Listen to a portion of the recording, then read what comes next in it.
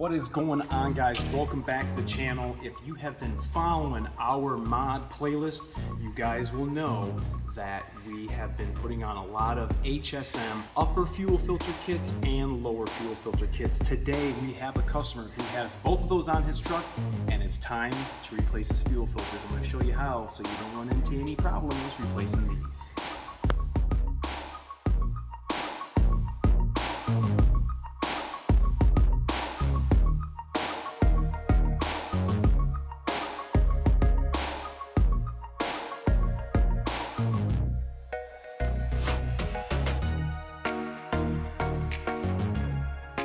Guys, thanks so much for coming back and checking us out. I know you guys have heard of these. These are the HSM lower fuel filter retrofit kit and the upper. I have a client here who has both kits on his truck, and it's time to replace his fuel filter. He's got about 35,000 miles on it, and we are going to start with replacing the lower. This is the lower cat filter that comes in the HSM kit. You can get the replacement filters anywhere you'd like, or reach out to HSM and they can provide those for you. So we have the truck already in the air. I would advise you to get your draining pan or contraption that you guys maybe saw me use on the stock fuel filter replacement, that big tote. We're gonna go underneath it and we're going to replace these filters. All right, here we are underneath the truck, and I haven't put any tools on here. I don't know if they tightened this with a strap wrench, and I think they did. Let me try one more time.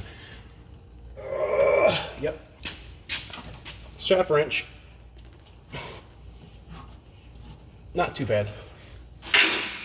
All right, I'm gonna just use my tote, and I am going to let this spin off.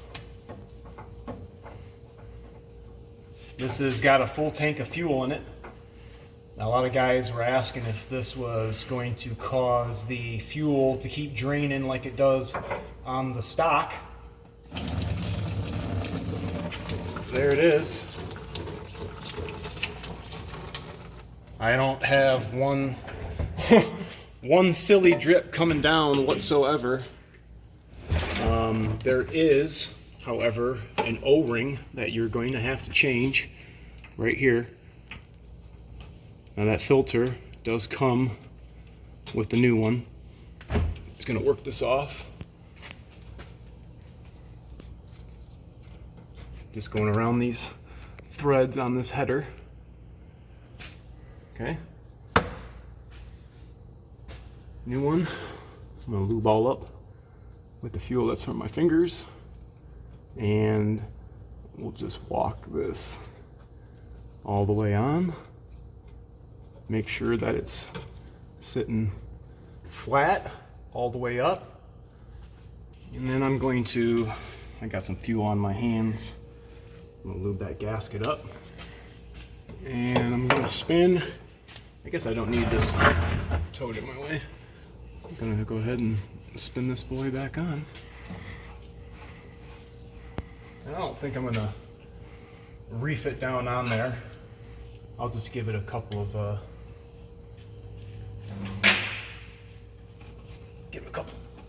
turns by hand as tight as you can. Ugh! That's as tight as I can get it. So now we're gonna clean it. I mean, this is really a no-brainer. HSM, Zane, you guys are killing it. This is awesome. Just wiping down the grimy fingerprints. Customer is waiting. And he is a frequent layer of underneath his truck to make sure nothing's out of the ordinary. Okay, no big deal. We're gonna have to get in the truck and turn the key on for 10 seconds for 6 times. Prime this, and we will get upstairs and change the upper fuel filter.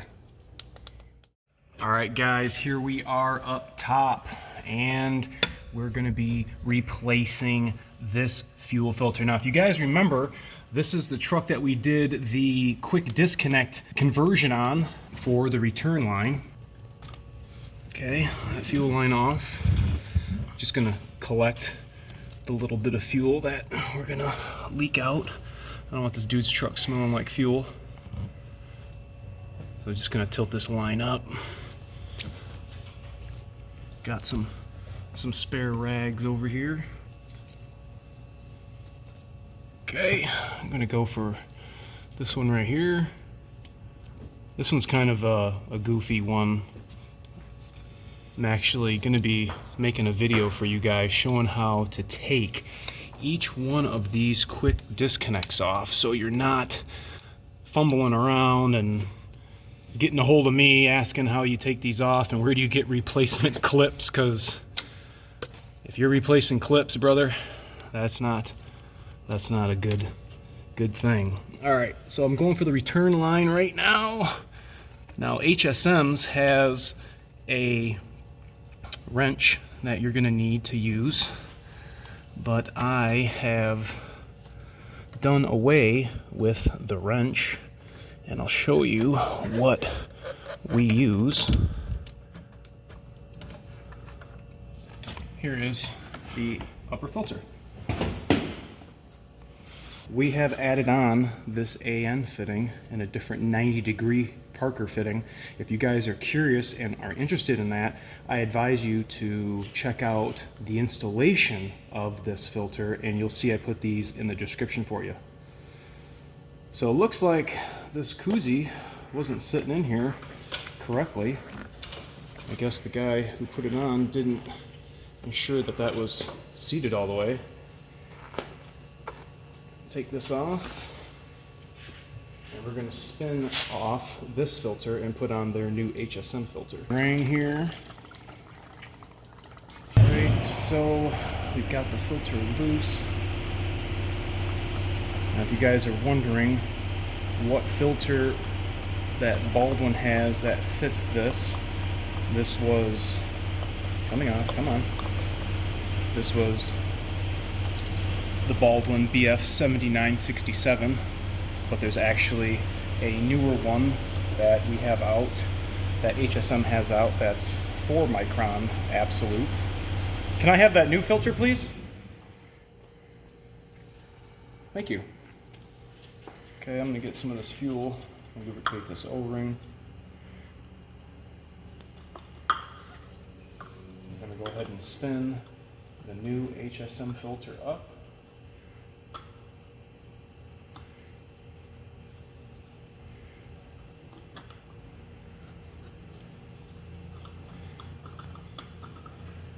Give it a snug.